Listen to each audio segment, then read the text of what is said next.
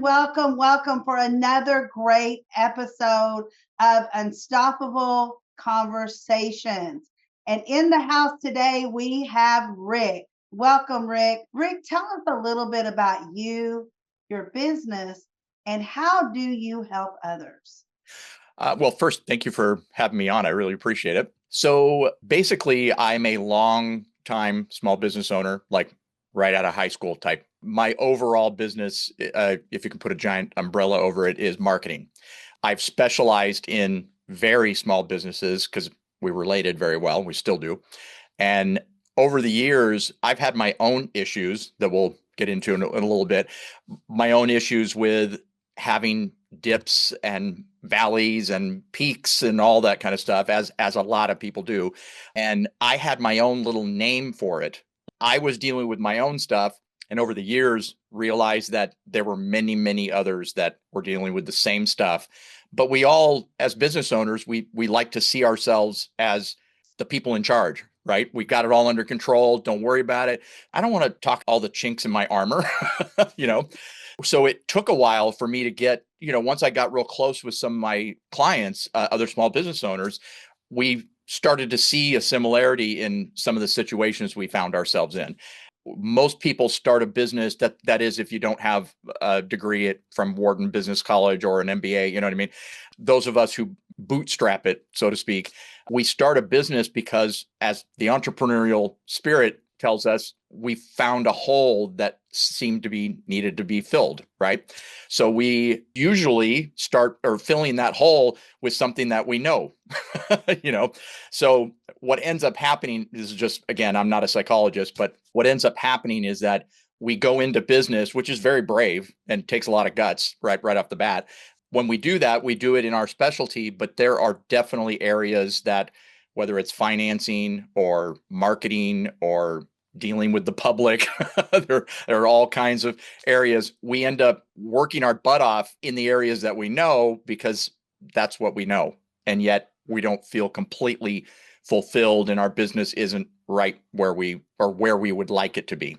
That's my nutshell. Awesome. I love that. So you do a lot of different things and you're knowledgeable, experiencing so much of what we all do. As a Yeah, small business owner, entrepreneur, even if you are a manager and managing certain people, you come sure. into these situations of how do I grow? How do I keep from getting stuck? Things like that. So let Yep. me ask you, Rick, is there a certain particular area that you really love helping people with? Yeah, I mean, it's a good question. I mean, there's a lot of different things that I enjoy. I'm an ADD guy, so having different things really helps me. I get bored pretty quickly if I don't have different things. But what we're discussing as far as my the book I just came out with, generally it's helping people to recognize things that they may not have allowed themselves to recognize or were unable to recognize, and certainly most of them don't have a name for what they're going through. Honestly, just for myself, the uncomfortable comfort zone, right? So I was comfortable in it only because I knew what to expect, but I was uncomfortable because things weren't working. That's the generality of it. So helping Right. people to see that kind of stuff. So I say this in the book, I'm not an expert in any particular things. I'm not a guru that people should follow. I'm just somebody who's been through it, and I can kind of help people recognize those things and help kind of keep them from going back to that uncomfortable comfort zone and moving forward. And that's really what I tell people I do. That's awesome. To help people stay in a comfort zone is pretty intelligent. That is awesome that you figured that out and you lived it. You probably still do at times. I know I do. I Absolutely. get into uncomfortable situations or, Yep. wow, do I need to change this? And what do I need to change? What's working? What's Well, we're not we're really good. I can probably speak for you. We had a conversation before. We're really good at keeping ourselves busy, but there's no boss standing behind us going, tapping you on the shoulder. You should probably work on this, not that. But there's nobody to do that. We're the ones in charge. Exactly. And sometimes I'll tell you, Rick, sometimes I don't feel in charge. I feel like the whole world around me is in charge of me. Yep. So that's why I loved when you said comfort zone. And I think I'm going to utilize that for now on. And when I do feel that way, I'm going to say, okay, it's time for me to get back to my comfort zone. Well, I'm not telling you what to say, but as far as the book is concerned, I call it the uncomfortable comfort zone. So, I mean, getting to a comfortable comfort zone, that's great. But the thing that I'm talking about is it seems to be a comfortable zone only because we know what to expect, but it's uncomfortable because we're still not getting where we want to be. That's what I was calling it. So getting to a comfortable comfort zone is definitely a goal. So I love that. I love that. The uncomfortable, comfortable. Wow. Words you come Yeah. up with it. Yeah. And it's they fit when it comes to being an entrepreneur, a small business owner, Yep. an office guru manager. I serve other entrepreneurs, but also MLM people as several of clients, and they get into these, uncomfortable situations because anytime you're selling something, and we're all selling something, I'm Yeah. selling myself. Yep. I don't sell coffee, I don't sell pens, but I'm selling myself every day. Yep. I'm trying to get people to recognize who I am and what I'm about. We're all Can in I help sales in you? one form or another, Yes. So that's always going to be somewhat uncomfortable because we're asking someone to spend money. We're asking someone to trust us, to get to know us, to love us. Yeah. And that trust word makes us uncomfortable sometimes because you have to ask for it and you have to own it. Yep. And some people have trouble owning things, don't you think? Yeah, I think so.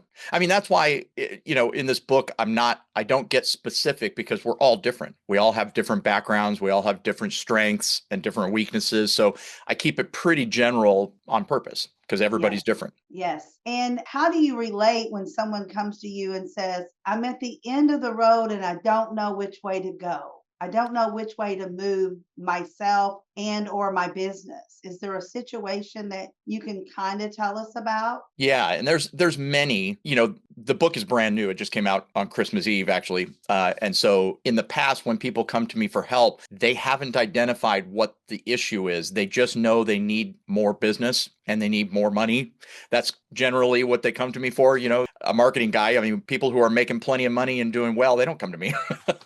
they're doing well on their own, then they're doing well. But so usually people are kind of stuck somehow when they reach out to me. And sometimes it's just a lack of support in certain areas, marketing, sales, that kind of thing. It's different now because I've identified the whole thing in this book for myself. In the past, I've just helped them get to the root of the issue. Again, not knowing what I know now, helping them find out where they either lack skill or lack time. That's another big one. They're busy actually doing their work, their job.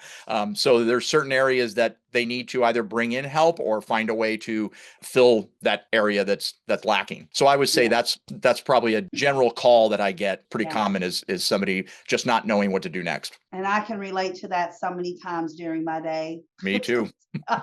But you said something really that stuck with me. You said even getting someone else to help you with your work. And that's really hard when you first start doing that, to say, I remember before I hired anyone to come in and help me, it's like, can I afford it? Can I relate to it? How would I handle that situation? It goes back to that comfortable zone. Mm-hmm. So that is a key factor when you start bringing in other people to help you. I mean, I don't know what I would do without my people helping me today.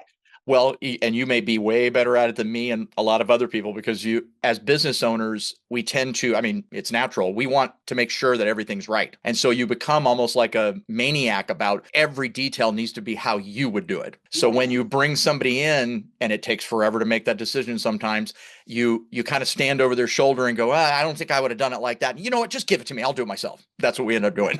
That micromanagement. Yes. And it's all coming from a good place. We want things to be right, but it does turn into being paralyzing, really. Yes, it really is. And it's not good for the person you're doing it to, and it's not good for yourself either, because you want to build that relationship. Well, even worse, it's not good for your business.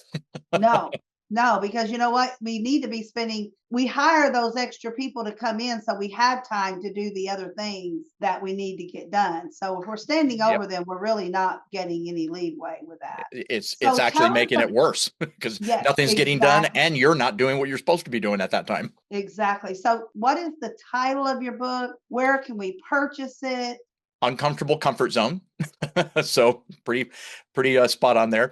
It's a very small book, by the way. It's large print, very simple talk. I don't go on about stories about myself other than just little relational things, like, hey, I've been there kind of a thing. So it's only 49 pages. It's available, like most books, Amazon. It's also available as an audiobook on Audible. So it's on Audible, and I think you can get it through Amazon as well because same company. I have a website that if people aren't sure if this is a book for them, it gives them kind of an overview of the book. It's, they can go to uncomfortablecomfortzone.com. That's really long. So I have another way to get to it, which is UCZ, Uncomfortable Comfort Zone, uczbook.com. That's an easier way to get to it. But that has links to where you can purchase it, but and also a way to communicate with me if you have any questions. Wow. Okay, that's exciting. And you said it came out on Christmas Eve, so I guess you wanted that to be a Merry Christmas for Rick, huh? It just so happened to end up like that. What it really was, I don't know about you and your business, but when it goes into, December, most companies are kind of slowing down and shutting down. They're not making big decisions. So I usually tell myself, okay, what do I need to get done during this time? And the book was the one thing I needed to get done. So awesome. I think that's wonderful. Rick, it has been awesome having you here today. Is there any last minute little thing that you want to say to the audience today? Yeah, as far as pertaining to this book and my goals for it, it's not a read cover to cover book. It doesn't give you homework. There's no workbook.